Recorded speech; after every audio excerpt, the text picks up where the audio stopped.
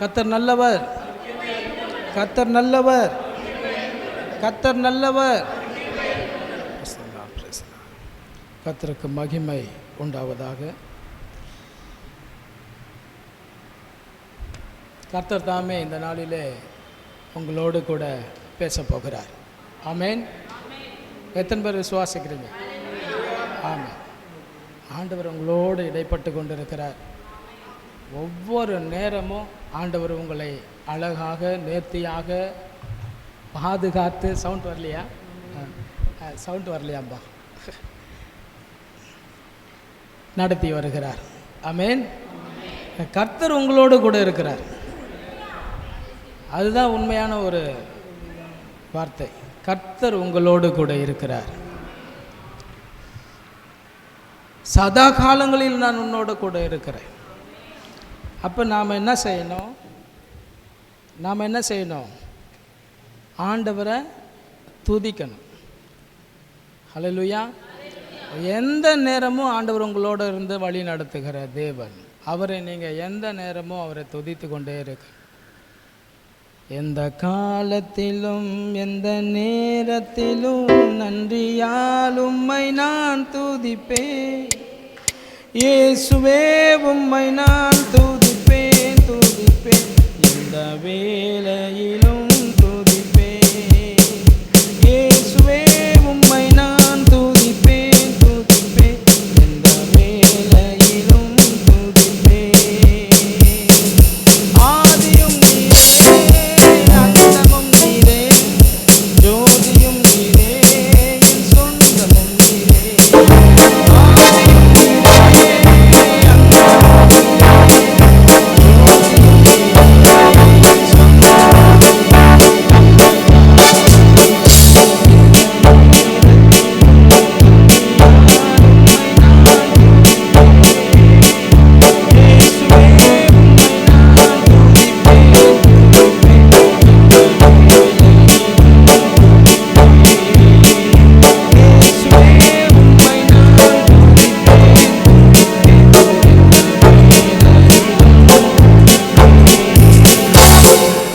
ஹல்லேலூயா. எந்த வேலையிலும் எந்த நேரத்திலையும் அவரை துதிச்சு கொண்டே இருக்காங்க. ஆமென். எத்தனை பேர் இன்றைக்கு அதிகாலை எழுந்து கர்த்தரை துதிச்சிங்க? ஆமென். 1 2 3 4 5 பேர் தான் கர்த்தரை என்ன செஞ்சுருக்கீங்க? துதிச்சிருக்கிறீங்க. இல்லை, மீதி பேர்லாம் என்ன பண்ணீங்க? மோகன் ஐயா ரொம்ப உத்து கவனித்து கேட்குறாரு. காது கேட்கல. ஃப்ரண்ட்டில் வந்துருங்க, இப்படி வந்துருங்க. இல்லை, மைக்கு நான் கிட்ட வச்சு பேசலை போட்டிருக்கு. சரி, கர்த்தருக்கு மகிமை உண்டாவதாக. கர்த்தர் உங்களை ஆசீர்வதிப்பாராய். சரி, எடுத்து வாசிப்போம். எரேமியா 1 அதிகாரம் 19வது வசனத்தை நம்ம எடுத்து வாசிக்கலாம். எரேமியா 1:19.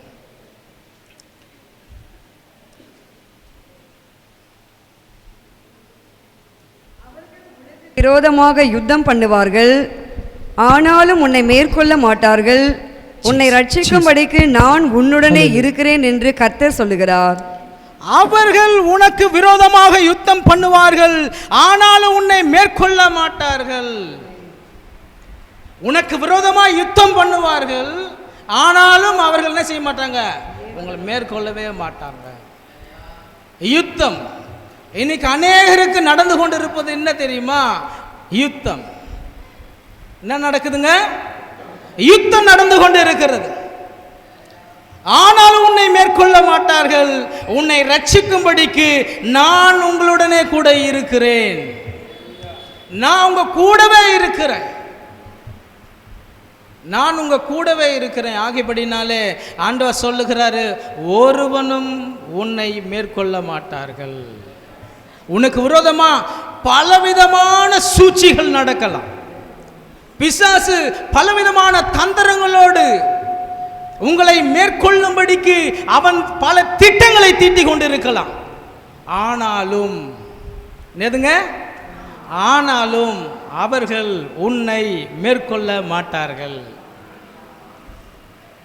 வியாதியை கொடுக்கலாம்.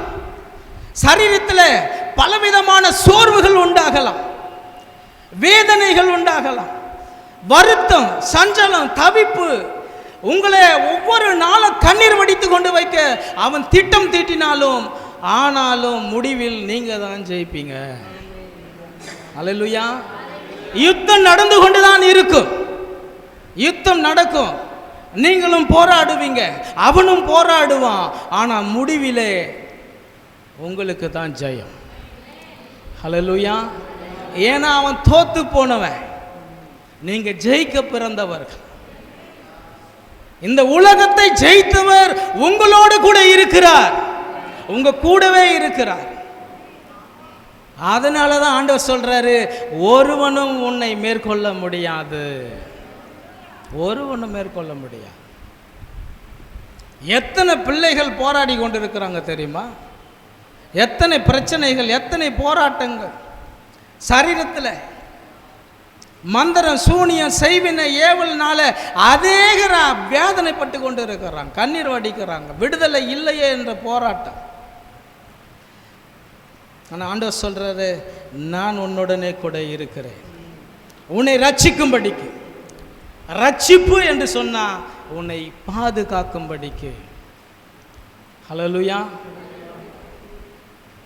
உங்களுக்கு ஜீவனை தந்து வைத்திருக்கிறார், உங்களுக்கு ஜீவனை கொடுத்து வைத்திருக்கிறார். ஹல்லேலூயா. அந்த தேவாதி தேவனை நாம ஸ்தோத்திரம் பண்ணி கொண்டே இருக்கோம், துதித்து கொண்டே இருக்கோம். ஜீவனின் அதிபதி என் இயேசுவே, ஜீவனின் அதிபதி என் இயேசுவே, ஜீவனை தந்தவர் நீதானே, ஜீவ பாதையிலே நடத்திடுமே, ஜீவ தண்ணீரை ஊற்றிடுமே. ஜீவனின் அதிபதி என் இயேசுவே, ஜீவனின் அதிபதி என் இயேசுவே, ஜீவனை தந்தவர் நீதானே, ஜீவ பாதையிலே நடத்திடுமே, ஜீவ தண்ணீரை ஊற்றிடுமே, ஜீவ பாதையிலே நடத்திடுமே, ஜீவ தண்ணீரை ஊற்றிடுமே. அல்லேலூயா. ஜீவனை தந்தவர் உங்களோடு இருக்கிறார். இல்லைன்னா எப்பவையோ நீங்கள் என்ன செஞ்சிருக்கலாம், மரித்து போயிருக்கலாம். இன்னைக்கு அநேகருக்கு அப்படிப்பட்ட ஒரு போராட்டம் இருக்கிறது. நாம ஏன் வாழணும், எதுக்கு நான் இருக்கணும், எனக்கு ஏன் இப்படிலாம் நடக்குதுன்ற கேள்வியோடு வாழ்ந்து கொண்டு இருக்கிற அநேக கர்த்தருடைய பிள்ளைகள் இருக்கிறார்கள். அப்படிப்பட்ட போராட்டத்தோடு இந்த இடத்துல இருக்கிறவர்களும் உண்டு. அப்படிப்பட்டவர் தான் ஆண்டு சொல்றாரு, உனக்கு விரோதமாய் அவர்கள் யுத்தம் பண்ணுவார்கள், ஆனாலும் உன்னை மேற்கொள்ள மாட்டார்கள். அதனால நீ விசுவாசத்தோடு நீ கர்த்தருடைய பாதத்தை அண்டிக் கொண்டிரு, அவரையே நம்பிக்கொண்டிரு. அவரை நம்புகிறவர்களை அவர் ஒருபோதனை செய்ய மாட்டாரு, கைவிடவே மாட்டார். ஆமென். என்ன பண்ண மாட்டாரு? கைவிடவே மாட்டார். ஹல்லேலூயா. கர்த்தர் நல்லவர். பென்சிலையா, கர்த்தர் நல்லவர். ஆமென். யோசுவா 1:9 எடுத்து நாம் வாசிப்போம்.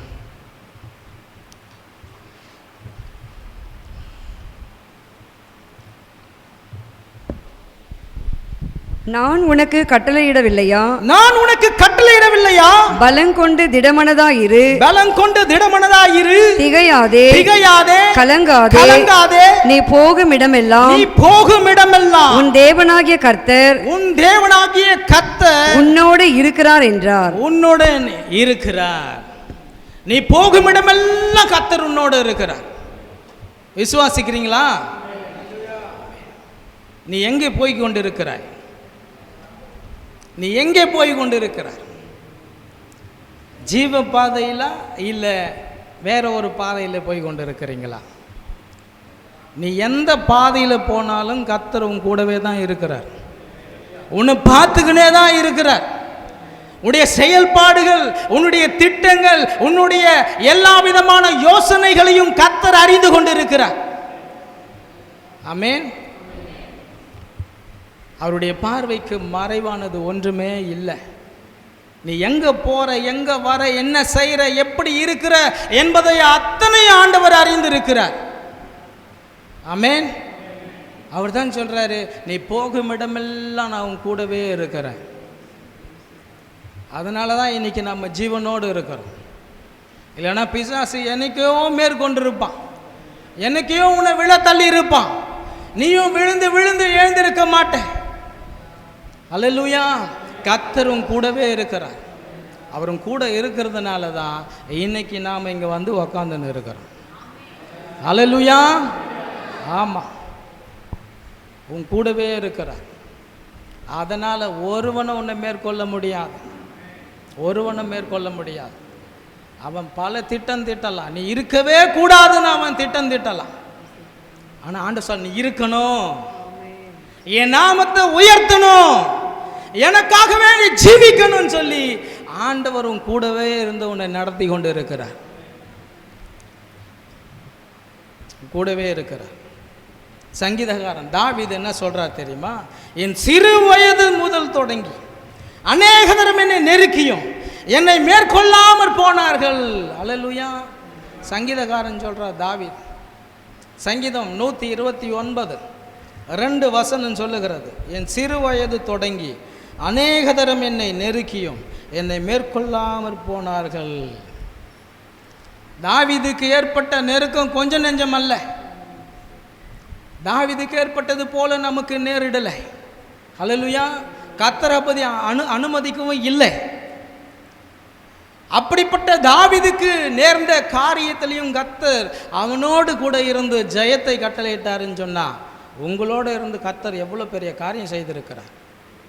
ஆமென்.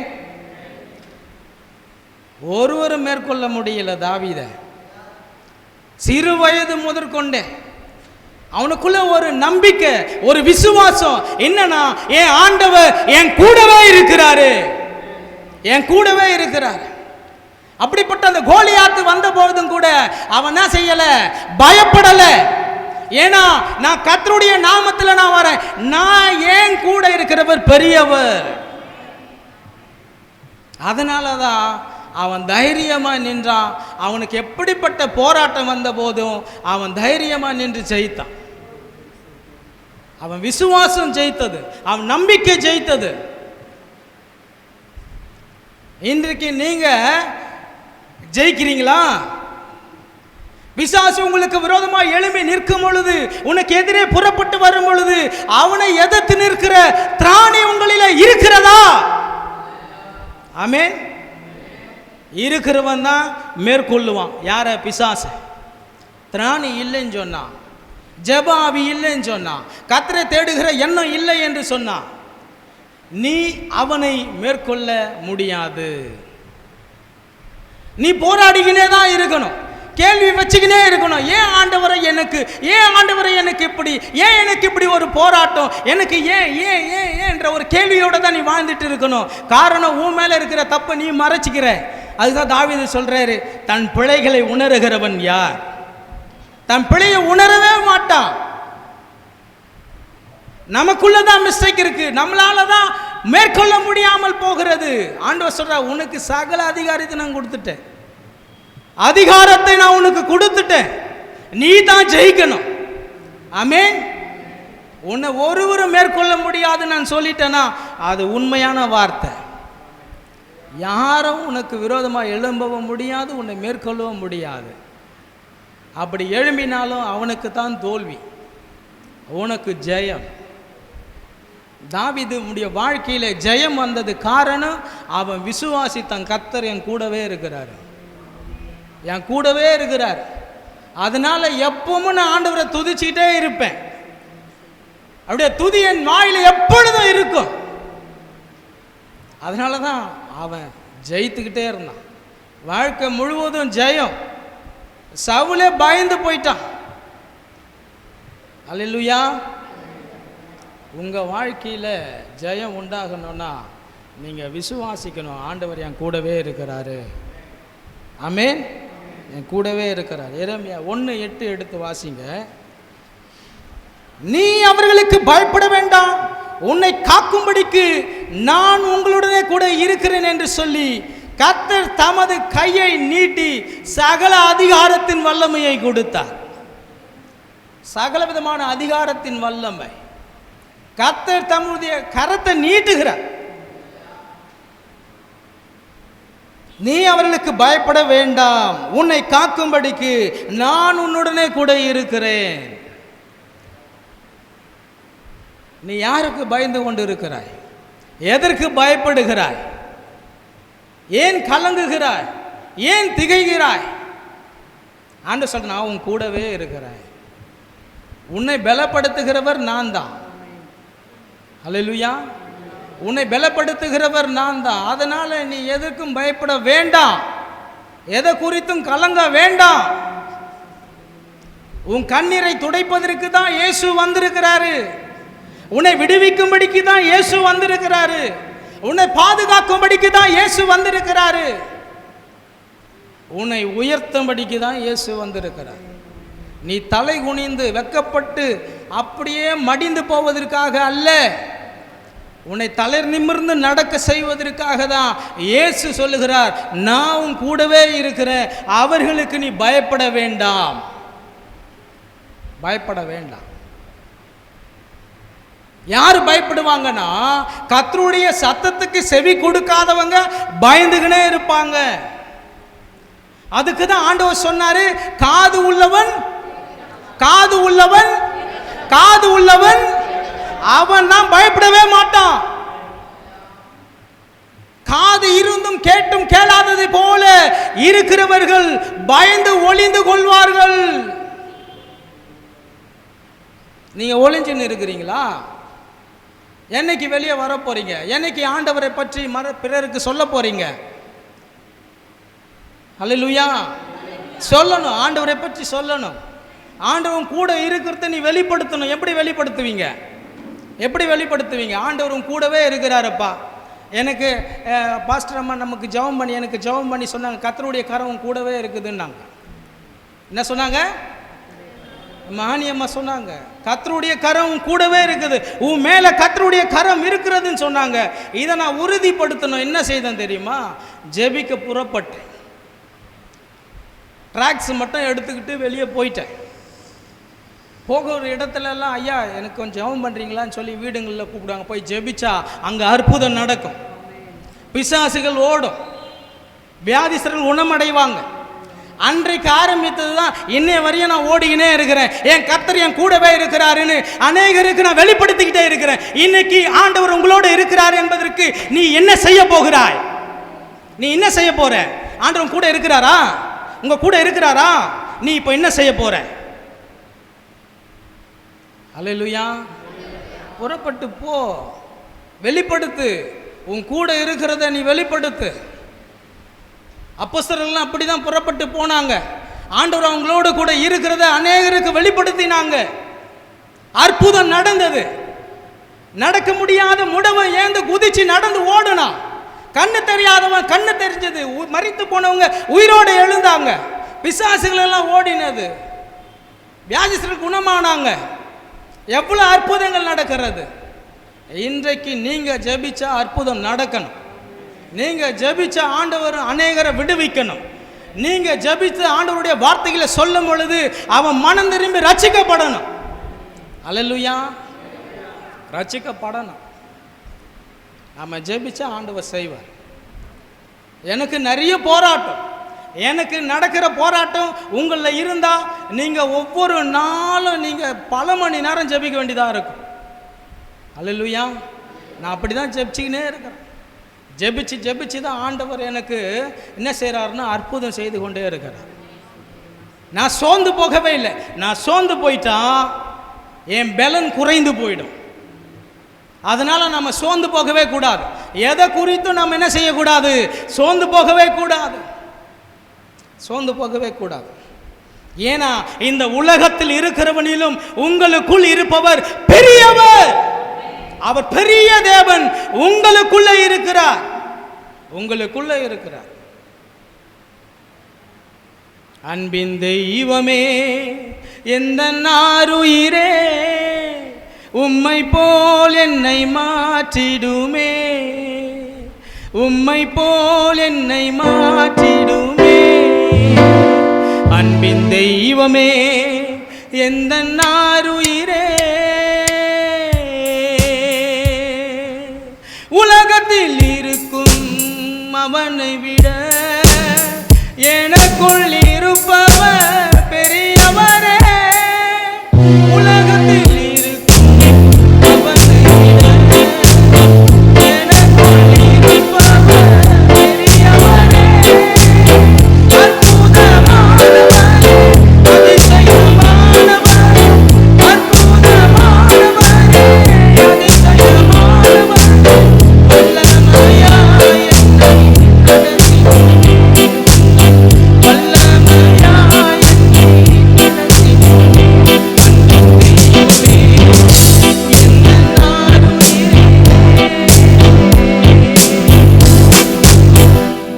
அல்லேலூயா. இந்த உலகத்தில் இருக்கிறவனிலும் உங்களுக்குள் இருக்கிறவர் பெரியவர். அவர் அற்புதமான தேவன், அதிசயமானவர். அவர் தான் சொல்றார், நான் உன் கூடவே இருக்கிறேன், ஒரு வல்லமையும் உன்னை மேற்கொள்வதில்லை. எத்தனை வல்லமைகள் சுற்றின்னு இருக்கு தெரியுமா? எத்தனை விதமான வல்லமைகள் கர்த்தருடைய பிள்ளைகளுக்கு விரோதமாக எழும்பி சுற்றி திரிந்து கொண்டிருக்கிற அநேக வல்லமைகள் உண்டு. உன்னை ஜெபிக்க விடாதபடி செய்கிற அந்த வல்லமையை நீ மேற்கொள்ள வேண்டும். கர்த்தரை தேடக்கூடிய இருதயம் உங்களை இராதபடிக்கு எடுத்து போடும்படி சுற்றி திரிகிற வல்லமையை நீர் மேற்கொள்ள வேண்டும். வேதத்தை வாசிக்க கூடாதபடிக்கு தடுத்து நிறுத்துகிற, உனக்கு தூக்கத்தையும் உனக்கு சோர்வையும் உண்டாக்குகிற வல்லமைகளை நீர் மேற்கொள்ள வேண்டும். அதுக்கு நீ என்ன செய்யணும்னா, உன்னுடைய ஆவி ஆத்ம சரீரம் முழுவதையும் கர்த்தரிடத்தில் ஒப்பு கொடுத்து நீ ஸ்தோத்திரம் பண்ணிக்கினே இருக்கணும். நீ ஸ்தோத்திரம் பண்ண பண்ண பண்ண இந்த வல்லமைகளுக்கெல்லாம் ஒரு நடுக்கம் வரும், ஒரு திகில், அதுக்குள்ள ஒரு பயம் உண்டாகும். நீ பயப்பட வேண்டியதில்ல. நீ துதிக்க ஆரம்பிச்சிட்டா உனக்கு எதிராக செயல்படுகிற எல்லா வல்லமைகளுக்கும் பயம் உண்டாகும், பயம் உண்டாகும். நீ துதிக்க ஆரம்பிச்சிடு. கர்த்தருடைய பாதத்தில் உட்கார்ந்து நீ கர்த்தரை துதிக்க ஆரம்பிச்சிடு. நீ துதிக்க ஆரம்பிச்சிட்டா எல்லா வல்லமைகளுக்கும் பயம் உண்டாகும். எந்த வல்லமையும் உன்னை மேற்கொள்ள முடியாது.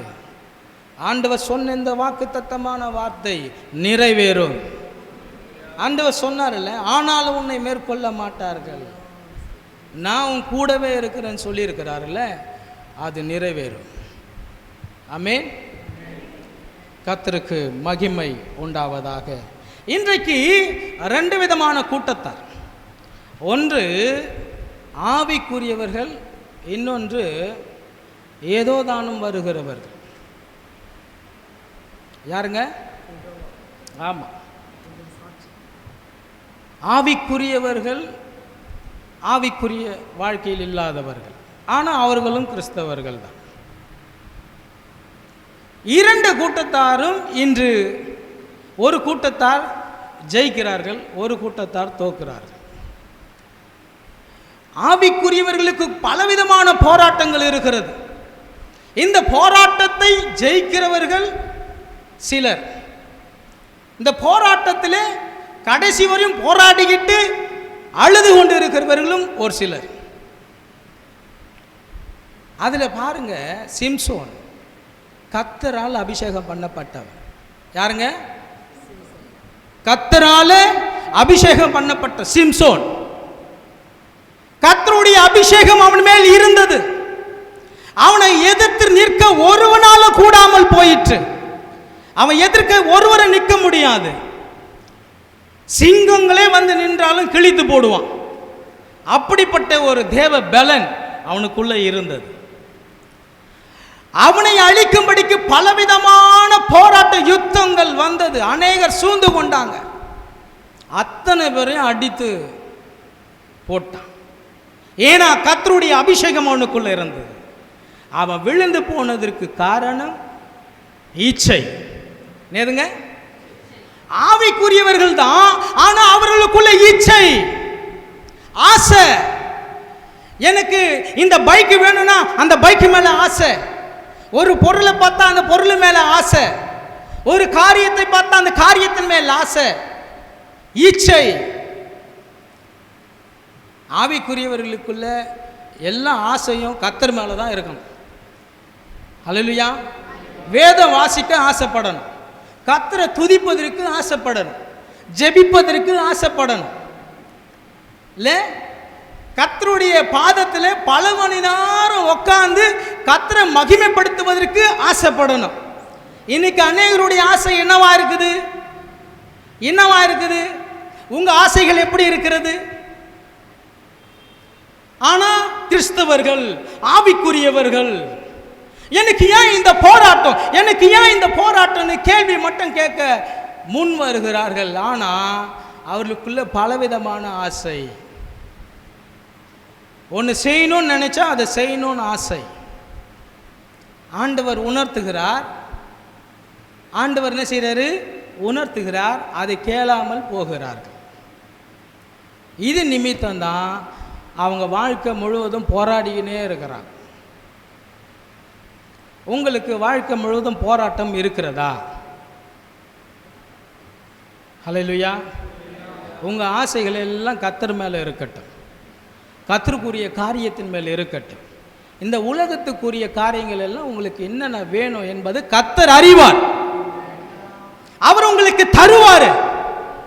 ஆனா அது மேல உனக்கு ஆசை வேண்டாம், அது மேல உன் எண்ணம் போக வேண்டாம். அல்லேலூயா. கர்த்தருக்கு மகிமை உண்டாவதாக. ஆசையெல்லாம் கர்த்தர் மேல இருக்கட்டும்.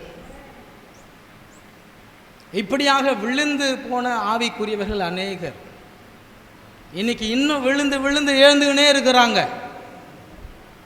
காரணம், அவங்களுக்குள்ள ஏதோ ஒரு ஆசை இருக்குது, ஏதோ ஒரு போராட்டம் போராடி கொண்டே இருக்குது. அதை நீ அறிக்கை செய், அதை நீ விட்டுவிடு, நீ இரக்கம் பெறுவாய், நீ இரக்கம் பெறுவாய். ரோமர் 6ஆம் அதிகாரம் 14வது வசனத்தை நீங்க எடுத்து வாசிங்க. நீங்கள் நியாயப்பிரமாணத்துக்கு கீழ்ப்பட்டிராமல் கிருபைக்கு கீழ்ப்பட்டு இருக்கிறபடியால் பாவம் உன்னை மேற்கொள்வதில்லை. நியாயப்பிரமாணத்துக்கு கீழ்ப்படிய தேவையில்லை. அல்லேலூயா. நியாயப்பிரமாணத்துக்கு கீழ்ப்படி படிங்க வாசிங்க. நீங்கள் நியாயப்பிரமாணத்துக்கு கீழ்ப்பட்டிராமல் கிருபைக்கு கீழ்ப்பட்டிருக்கிறபடியால் பாவம் உங்களை மேற்கொள்ள மாட்டாது. கிருபைக்கு கீழ்ப்பட்டிருக்கிறபடியால் பாவம் உன்னை மேற்கொள்வதில்லை. ஹல்லேலூயா. இது கிருபையின் காலம். நாங்க கிருபையின் காலம். இந்த கிருபைக்கு நீ கீழ்ப்பட்டு இருக்கணும். கிருபை, நீ எந்த நேரமும் கர்த்தருடைய கிருபையை சொல்லிக் கொண்டே இரு. நான் நிற்பதும் நிர்மூலமாகாது இருப்பதும் கர்த்தருடைய கிருபை என்று சொல்லு. ஆமென். சகோதரா சகோதரி எப்படி இருக்கிறீங்க? கர்த்தருடைய கிருபையில் நல்லா இருக்கிறேன். அல்லேலூயா. இன்னைக்கு சொல்றதை கேட்குறீங்களா? நீங்க கூட பல தடவை சொல்லியிருப்பீங்க. அவர் கிருபையை சொல்லி கொண்டே இருங்க. அவர் கிருபை இல்லைன்னா நாம இல்லை. அவர் கிருபை தான் உன்னை சூழ்ந்து கொண்டு இருக்கிறது. அந்த கிருபை பெருகணும்னா நீங்க கர்த்தரை துதிச்சுக்கினே இருக்கணும். நீ கர்த்தரை துதிக்க துதிக்க கர்த்தருடைய கிருபை பெருகி கொண்டே இருக்கும். தாவீதுக்கு கர்த்தர் அருளின கிருபை பெரிய கிருபை. அந்த கிருபை உங்களுக்கு வேண்டுமானால் நீங்க கர்த்தரை துதித்து கொண்டே இருக்க வேண்டும். பாவம் உன்னை மேற்கொள்ளவே முடியாது, மேற்கொள்ளவே முடியாது. கர்த்தருடைய நினைவாய் நீ இருக்கணும்னா அவர் கிருபைக்கு கீழ்ப்படிந்திருங்க. அப்படி இருக்கும் பொழுது கர்த்தர் உங்களோடு இருப்பார். பாவம், இந்த உலக இச்சை உங்களை மேற்கொள்ள முடியாது. யோசேப்பு அப்படிதான், ஆண்டவரையே நினைச்சு வாழ்ந்தான். ஆனா பாவம் அவனை மேற்கொள்ளணும்னு நினைச்சது, ஆனா முடியல. அவன் உதறி தள்ளிட்டு ஓடினான். இன்னைக்கு எத்தனை பேர் அப்படி உதறி தள்ளி ஓடுறீங்க? எத்தனை பேர் ஓடுறீங்க அப்படி? அப்போ நீங்க கீழ்ப்படியில, கிருபையை நீங்க இன்னமாயிட்டீங்க, அலட்சியமா எண்ணுறீங்க. ஆண்டவருடைய கிருபை தான் உன்னை தாங்குகிறது, ஏந்துகிறது, தப்புவிக்கிறது, உயர்த்துகிறது, உங்களை ஆசீர்வதிக்கிறது, உங்களை பாதுகாக்கிறது. கிருபை தான். அந்த கிருபையை நீங்க உங்களுக்குள்ள வைத்து நீங்க எப்பொழுதும் சொல்லிக் கொண்டே இருப்பீங்கன்னு சொன்னா எந்த பாவமும் உங்களை மேற்கொள்ள முடியாது. அல்லேலூயா. இன்னைக்கு நிறைய பேர் இந்த பாவத்தின் போராட்டம், பாவ போராட்டம் அநேகம் உண்டு. மாம்சத்துக்கு விரோதமாய் போராடுகிற அநேக பாவங்கள் உண்டு. இவைகளை மேற்கொள்ள வேண்டுமானா கர்த்தருடைய கிருபை உங்களுக்கு வேண்டும். எத்தனை பேருக்கு கர்த்தருடைய கிருபை வேணும்? ஆமென். அவர் கிருபை இல்லைன்னா நாம இல்லை. ஹல்லேலூயா. ஆமாம். மோசே, கர்த்தரால் தெரிந்து கொள்ளப்பட்ட மோசே, அவருக்கு நடந்த ஒரு காரியத்தை நம்ம பார்க்கலாம், வேதத்தில் எடுத்து வாசிக்கலாம். யாத்திரையாகமத்தில் 17ஆம் அதிகாரம் 11வது வசனத்தை நம்ம வாசிக்கலாம்.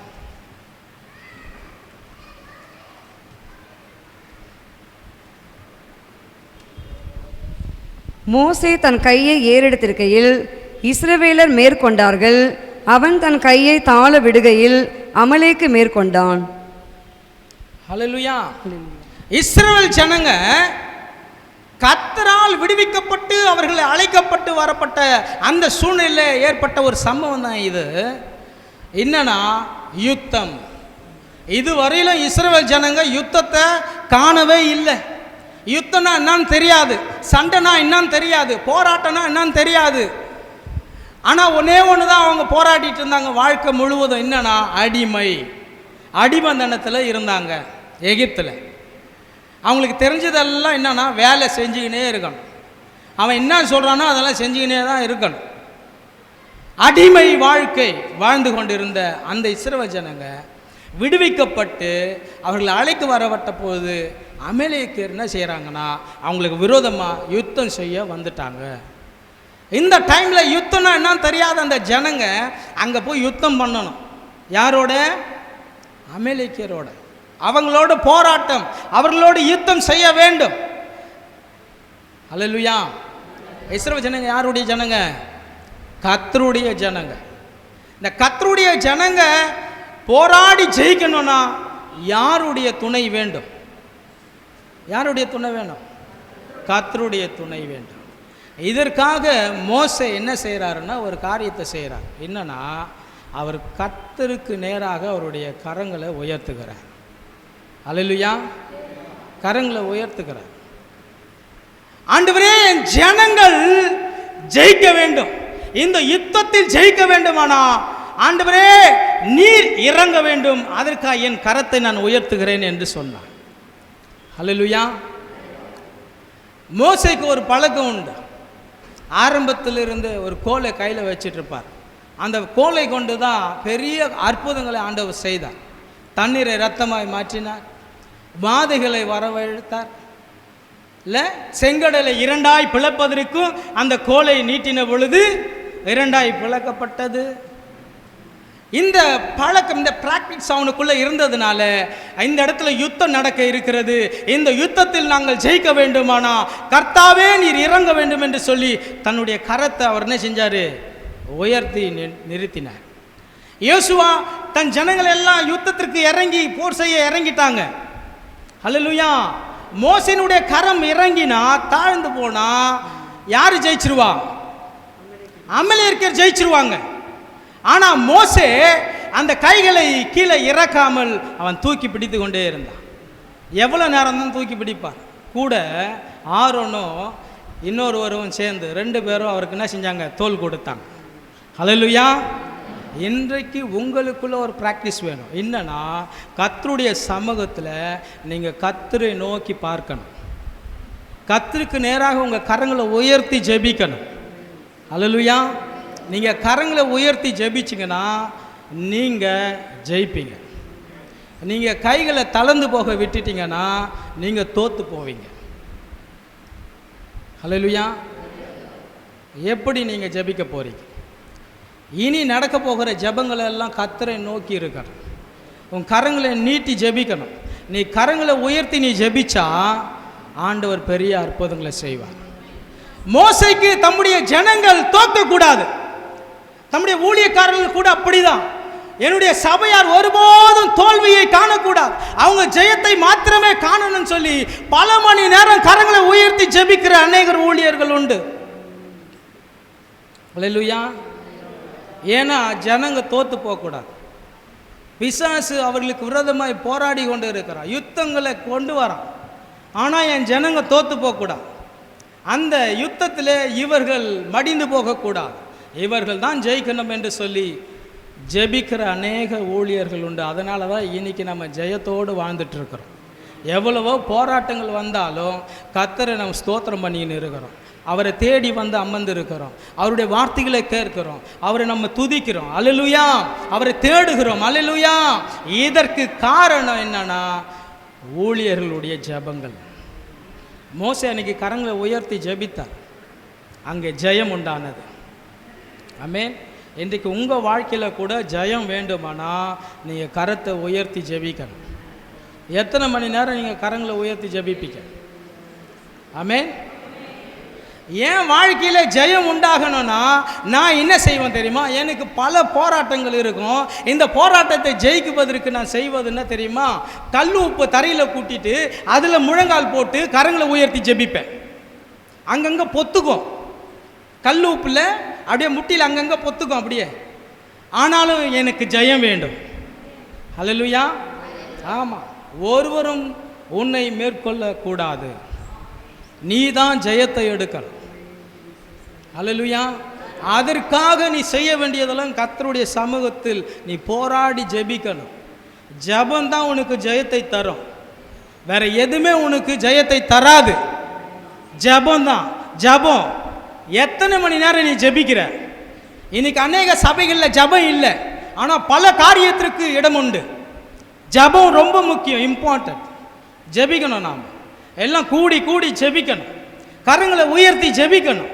அப்பதான் ஆண்டவர் சொன்ன இந்த வார்த்தை நிறைவேறும். அவர்கள் உனக்கு விரோதமாக யுத்தம் பண்ணுவார்கள், ஆனால் உன்னை மேற்கொள்ள மாட்டார்கள். உன்னை ரட்சிப்பதற்கு நான் உன்னுடனே கூட இருக்கிறேன் என்று கர்த்தர் சொன்ன இந்த வார்த்தை நிறைவேறும். அப்ப நீ என்ன செய்யணும்? ஜெபிக்கணும், கரங்களை உயர்த்தி ஜெபிக்கணும். மோசே அவர் கரத்தை நீட்டி தூக்கி நிறுத்தினார், அங்கே ஜெயம் உண்டானது. யுத்தம்னா நான் தெரியாத ஜனங்க யுத்தத்தை ஜெயித்தார்கள். அல்லேலூயா. ஆமா, ஜெயிக்கணும். நம்ம என்ன செய்யணும்? ஜெயிக்கணும். யோசுவா 1:5 நீ உயிரோடு இருக்கும் நாளெல்லாம் ஒருவனும் உனக்கு முன்பாக எதிர்த்து நிற்பதில்லை. நான் மோசேவோடு இருந்தது போல உன்னோடனே கூட இருப்பேன்.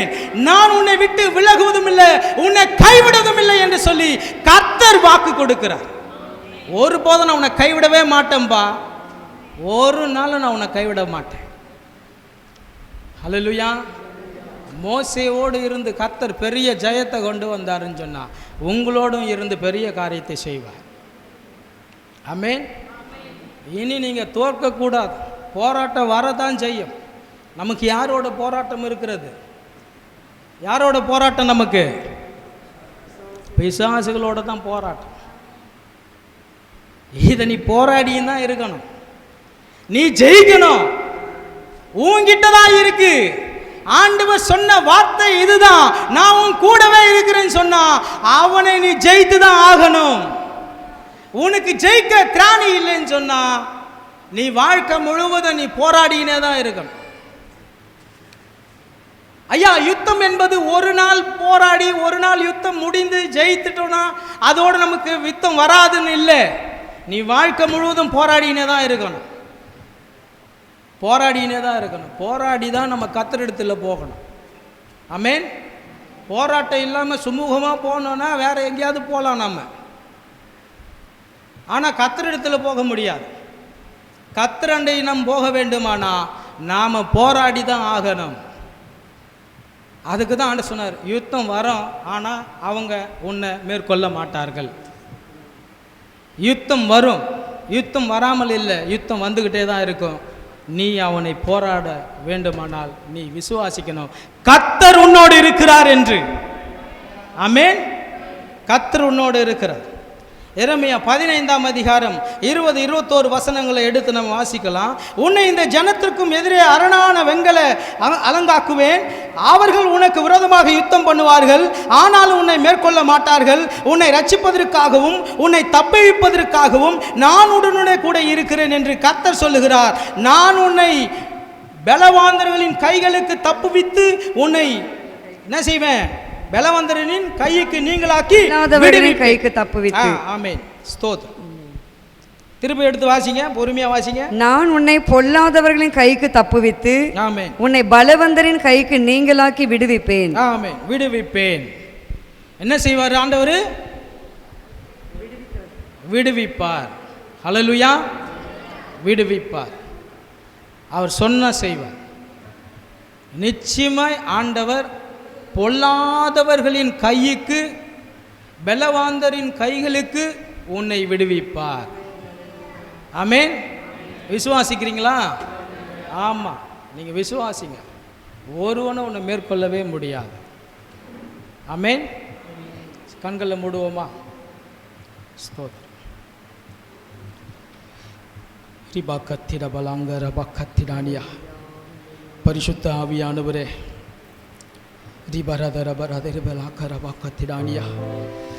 அவியானவருடைய அபிஷேக வல்லமைகளுக்காக நான் ஸ்தோத்தரிக்கிறேன். இந்த நாளிலும் கூட ஆண்டவர் உடைய பிள்ளை உடைய சமூகத்தில் கடந்து வந்திருந்தார். அவர்களோடு நீ இடைப்பட்ட ஆண்டவரை ஆராதிக்கும் பொழுதும், துதிக்கும் பொழுதும், ஜெபிக்கும் பொழுதும், உடைய வார்த்தைகளை கேட்கும் பொழுதும் அவர்களோடு கூட நீ இடைப்பட்டபடினால் உமக்கு ஸ்தோத்திரம். நன்றியோடு நாங்கள் ஸ்தோத்தரிக்கிறோம், துதிக்கிறோம். கேட்ட இந்த வார்த்தையின்படி ஆண்டவரை இவர்கள் விசுவாசித்து ஜெபிக்கட்டும். பிசாசின் போராட்டங்களை ஜெயிப்பதற்கு தேவ பலனை அவர்கள் பெற்றுக்கொள்ளட்டும். சுவாமி, பெற்றுக்கொள்ளட்டும். நீ பேதுருவாய் இருக்கிறாய் என்று, இந்த கல்லின் மேல் என் சபையை கட்டுவேன் என்று, பாதாளத்தின் வாசல்கள் அவைகளை மேற்கொள்வது இல்லை என்று சொல்லி நீ சொன்ன இந்த வாக்குத்தத்தம் வாழ்க்கையில நிறைவேறட்டும். சுவாமி, இந்த சபை கட்டப்படுவதாக, சபை கட்டப்படுவதாக இயேசுவின் நாமத்தில் நாங்கள் ஜெபிக்கிறோம். அநேக ஆண்டவருடைய பிள்ளைகள் ஜெபத்தில் விழித்திருக்கட்டும், துதிக்க முன்வரட்டும். கர்த்தரை தேடுகிற உணர்வுள்ள இருதயம் அவர்களுக்குள்ளே வரட்டும். சுவாமி, வரட்டும். இந்த நாளில் ஆண்டவரை கேட்ட வசனத்தின்படி ஆண்டவரே, ஒரு அதிகாரத்தின் வல்லமைகளும் இவர்களை மேற்கொள்வது இல்லை என்று, நான் உங்களுடைய கூட இருக்கிறேன் என்று சொன்ன இந்த வார்த்தைகளை தன் உள்ளத்திலே பதிய வைத்துக் கொள்ளட்டும். சுவாமி, ஜெயத்தை கட்டளையிடும். சுவாமி, ஜெயத்தை கட்டளையிடும். இந்த பிள்ளைகளை நீர் விடுவிக்கிற தேவன். பொல்லாதவர்களின் கைக்கும் பலவாந்தரின் கைகளுக்கும் அவளை விடுவித்து தப்புவிக்கிற தேவனாகிய கர்த்தர் இவர்களை நீர் கரம் பிடித்து நடத்தும்படியாய் நாங்கள் ஜெபிக்கிறோம். இந்த கரத்திலே தாழ்த்துகிறோம், வெறுமையாக்கி ஒப்பு கொடுக்கிறோம். நீரே பெரிய காரியம். இயேசுவின் நாமத்தில் பிதாவே. நாம் அப்படியே ஜெப சிந்தையோடு கேட்ட வார்த்தையின்படியாக பலவந்தரின் கைக்கு நம்மை தப்புவிக்கிறவர், பொல்லாத மாந்திரிக பில்லி சூனிய ஏவல் ஆவிகளுக்கு நாம் தப்புவிக்கப்பட வேண்டுமானால் நாம் கர்த்தரை எக்காலத்திலும் ஸ்தோத்தரிக்க வேண்டும். அல்லேலூயா சொல்லலாமா? துதிக்க வேண்டும். துதிக்கும் போது தான் சத்துருவின் சேனை நடுங்கும். நாம் ஆரம்பத்திலே நான் சொன்னது மாதிரி துதியாமல் நம்ம கம்முன்னு இருப்போமானால் அவன் தன்னுடைய வேலையை அவன் செய்துவிட்டு கடந்து போய்விடுவான். நாம் துதிக்க துதிக்க தான் நம் வாழ்க்கையில் தடைகள் எல்லாம் உடைக்கப்படும். நாம் துதிக்க துதிக்க தான் நம் சத்துருவின் மீது என்ன செய்ய முடியும் சொல்லுங்கள்? ஜெயம் எடுக்க முடியும். நம்புறீங்களா? விசுவாசிக்கிறீங்களா? ஆமேன். விசுவாசிக்கிறவங்க எல்லாம் இனிமேலிருந்து நீங்கள் என்ன செய்ய வேண்டும்? கர்த்தரை நன்றாக துதிக்க வேண்டும். அதனால்தான் தாவீது, நான் ஆரம்பத்திலே உங்களுக்கு சொன்னேன் இல்லைங்களா, கர்த்தருடைய ஆவியான ஒருவரே. நம்ம எல்லாம் ஆராதனை நடத்தும் போது சொன்னோமோ அதையெல்லாம் கர்த்தருடைய ஆவியான வார்த்தை மூலமாக வெளிப்படுத்தினார். நாம் துதிக்க வேண்டும். கர்த்தரை எக்காலத்திலும் ஸ்தோத்திரிக்க வேண்டும். எப்பொழுதும் நம் துதி வாயில் இருக்க வேண்டும். நாம் துதிக்க துதிக்க தான் சத்துருவை நாம் ஜெயம் எடுக்க முடியும். ஹல்லேலூயா. அது மாத்திரமல்ல, 31ஆம் தேதி சனிக்கிழமை நமக்கு உபவாச ஜெபம் இருக்கிறது, மாத கடைசி.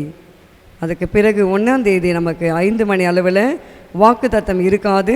நமக்கு அது மார்னிங் சர்வீஸோடு நமக்கு சேர்ந்து வந்துவிடும். நீங்கள் வழக்கமாக சபைக்கு வருவது போல காலமே நீங்கள் 7:30க்கு வந்து விடுங்கள். வந்து அது பிறகு நமக்கு திருவிருந்து ஆராதனை இருக்கும்.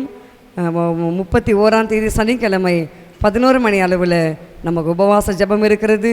நீங்கள் வாருங்கள், கர்த்தருக்காக நீங்கள் ஜெயம் எடுக்க. கோபாலபுரத்து விசுவாசிங்க, நான் எதிர்பார்க்குறேன், ஒவ்வொரு மாதமும் எதிர்பார்க்குறேன். ஆனால் நீங்கள் வர்றதே கிடையாது. நீங்கள் இப்போ வரலன்னு சொன்னால் கர்த்தருடைய ஆவியானவர் வந்துட்டு அந்தி கிறிஸ்தவங்க நல்லா போட்டுன்னு இருப்பான் சபையை. நீங்கள் அப்போ வந்தீங்கன்னா நோ என்ட்ரி, அப்போ ஆலயமே கிடையாது. அந்தி கிறிஸ்தவோடு நீங்கள் சேர்ந்துக்க வேண்டியதுதான். நான் சொல்கிறது உங்களுக்கு வருத்தமாக தான் இருக்கும், இருக்கட்டும், பரவாயில்ல. ஆனால் நீங்கள் என்ன செய்ய வேண்டும், தெரிந்து கொள்ளணும். இன்றைக்கி செய்தி கேட்டோம் இல்லையா, துதிக்கணும். கூட்டம் கூட்டமாக குழு குழுமாக ஆரோன் ஊரும் சபையை மோசையை தாங்கி பிடித்தார்கள். இன்றைக்கி சபையை தாங்கி பிடிக்க தேவ ஜனமே வரீங்களா? எத்தனை பேர் வரப்போகிறீங்க? நான் சபையை தாங்கி பிடிக்கிறேன், நான் ஊழியக்கார அம்மாவுக்காக நான் ஜெபிக்கிறேன். ஊழியக்கார அம்மாவுக்கு நான் ஏன் ஜெபிக்கணும்?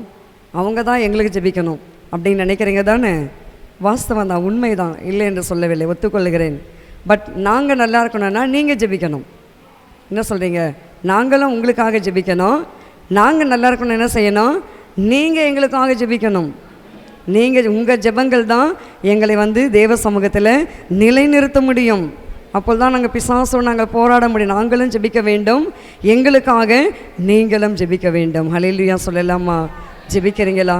சபையை தாங்கி பிடிப்பீங்களா? சபைக்காக ஜெபிக்க வருவீங்களா? இரவில் கான்ஃபரன்ஸ் கால் நான் போன வாரம் சொன்னேன், முந்தின வாரம் சொன்னேன், ஒவ்வொரு வாரமும் சொல்கிறேன், வருக வரைக்கும் சொல்லிகிட்டே இருக்கிறேன். கான்ஃபரன்ஸ் காலில் உங்களால் முடிந்தவர்கள் வாரம் 1 நாள் அல்லது வாரத்தில் 2 நாள் நீங்கள் கலந்து கொள்ளுங்கள். நீங்கள் பேர் கொடுத்தா தான் நான் உங்களை கூப்பிட முடியும். நானே கூப்பிட்டா ஒரு மாதிரி சொல்கிறீங்க, சல்லுன்னு பேசுகிறீங்க, ஒரு மாதிரி பேசுகிறீங்க. அதனால் நான் கூப்பிடல. வழக்கமாக நாங்கள் கூப்பிட்றவங்கள மாத்திரம்தான் நாங்கள் கூப்பிட்டு கொண்டு வருகிறோம். நீங்கள் பேர் கொடுக்கணும். இன்றைக்கி கொடுத்துட்டு போங்க. நான் போன வாரம் சொன்னேன், முந்தின வாரம் சொன்னேன், நீங்கள் ஒருத்தருமே கொடுங்க. மனசு வராது, பிசாசு அப்படியே கட்டிடுவான். நீ எல்லாம் சபைக்கு ஜெபிக்காத, நீ ஜெபிச்சேன்னா பீலம்மா சபையை கட்டிடுவாங்க அப்படின்னு பிசாசு என்ன செய்வான்? துருபதேசம் கொடுப்பான். அங்கே தான் நீங்கள் கட்டி ஜெபிக்கணும். அப்போ அங்கே தான் நீங்கள் ஜெயம் எடுக்கணும். அங்கே தான் நீங்கள் என்ன பிசாசு பீலம்மா சபையை கட்டுவாங்க. ஆமைன்னு சொல்ல மாட்டேன்றீங்க. நீங்கள் ஆமைன்னு சொல்ல கர்த்தர் கட்ட போகிறாரு. உங்களுக்கு வருத்தமாக இருக்கலாம், உங்களுக்கு இதுவாக இருக்கலாம், கஷ்டமாக இருக்கலாம், ஆனால் சபை தான் முக்கியம். அல்லேலூயா சொல்லலாமா? சபை இல்லை என்றால் இன்றைக்கி நீங்கள் இல்லை. ஊழியம் வரும், பறந்து போயிடும். எத்தனை ஊழியம் வேணாலும் வரலாம், பறந்து போயிட்டே இருக்கும். ஆனால் திருச்சபை மாத்திரம்தான் என்ன செய்யும் சொல்லுங்கள்? நிலைத்திருக்கும். திருச்சபை தான் உங்களை சீர்படுத்தும், திருச்சபை தான் உங்களை உருவாக்கும், திருச்சபை தான் உங்களுக்கு எல்லாவற்றையும் கொடுக்கும். அதனால தான் சபைகளுக்காக ஜெபிக்க வேண்டும் என்று சொல்லுகிறோம். கான்ஃபரன்ஸ் காலில் சேர்கிறவர்கள் உங்கள் பெயர்களை நீங்கள் சிஸ்டர் இடத்துல கொடுங்க, உங்கள் நம்பரை கொடுங்க. வாரத்தில் 1 நாள் நான் சேர்ந்துக்கிறேன், தினந்தோறும் இல்லைன்னா கூட பரவாயில்லை, 1 நாள் நான் சேர்ந்துக்கிறேன் அல்லது 2 நாள் சேர்ந்துக்கிறேன். நீங்கள் தான் வாஞ்சையாக கொடுக்கணும், நீங்கள் தான் கொடுக்கணும். நாங்கள் கூப்பிட்டா உங்களுக்கு வருத்தமாக இருக்குது, ஒரு மாதிரி இருக்குது, அலட்சியமாக நினைக்கிறீங்க, ஒரு மாதிரி இது பண்ணுறீங்க. அது கர்த்தருக்கு தான், கர்த்தருக்காக நம்ம ஜெபிக்கிறோம், எனக்காக இல்லை. இரவு ஜெபத்தில் ஜெபிக்கும் போது சிஸ்டருங்களை பிரதரை கேட்டு பாருங்கள், எதுக்காக பிரதர் எனக்காக ஜெபிக்கிறேன்னா, சிஸ்டர் எனக்காக ஜெபிக்கிறேன்னா மற்றவங்களுக்காக. தேசம் நல்லா இருக்கணும், நாட்டு தலைவர் நல்லா இருக்கணும், திருச்சபைகள் நல்லா இருக்கணும், தேசத்தில் ஆசீர்வாதம் இருக்கணும், பிள்ளைகள் படிக்கணும், பிள்ளைகள் விசுவாச குடும்பங்கள் கடன் இல்லாமல் இருக்கணும். இப்படி பல குறிப்புகள் நாம் ஜெபித்து கொண்டு வருகிறோம். ஹல்லேலூயா சொல்லலாமா?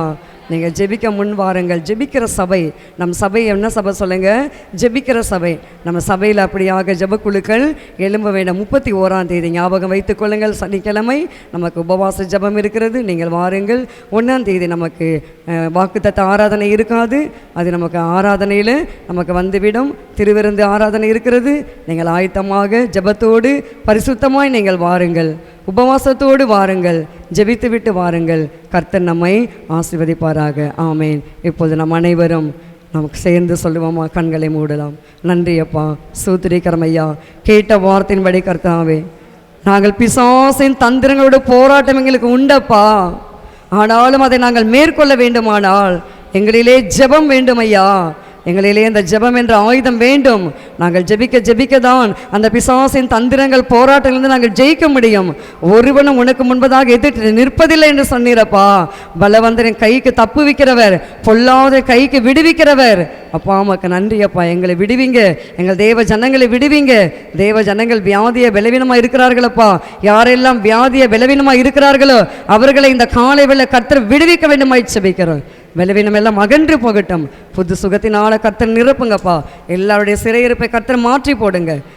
சபையினுடைய சிறையிருப்பையும் கர்த்தர் நீங்கள் மாற்ற வேண்டுமாய் ஜெபிக்கிறேன். காத்துக்கொள்ளுங்க, பலப்படுத்துங்க. செய்தி கொடுத்து கர்த்தருடைய தாசரை எடுத்து நீங்கள் வல்லமையாக பயன்படுத்துங்க. அவர் தேவைகள் எல்லாம் சந்திக்கப்படட்டும். அவர் குடும்பங்களை ஆசீர்வதிங்கப்பா. காத்துக்கொள்ளுங்க. துதிகன மகிமையெல்லாம் உமக்கே செலுத்துகிறேன் இயேசுவின் நாமத்தில் பிதாவே, ஆமேன். நாம் அனைவரும் சேர்ந்து சொல்லுவோம். என் ஆத்துமாவே கர்த்தரை ஸ்தோத்திரி, என் முழு உள்ளமே பரிசுத்த நாமத்தை ஸ்தோத்திரி. என் ஆத்துமாவே கர்த்தரை ஸ்தோத்திரி, கர்த்தர் செய்த சகல உபகாரங்களையும் மறவாதே. ஆமேன். ஹல்லேலூயா, ஹல்லேலூயா, ஹல்லேலூயா. ஆமேன். Praise the Lord. God bless you. மாரநாதா, இயேசு சீக்கிரம் வரப்போகிறார். ஆமேன்.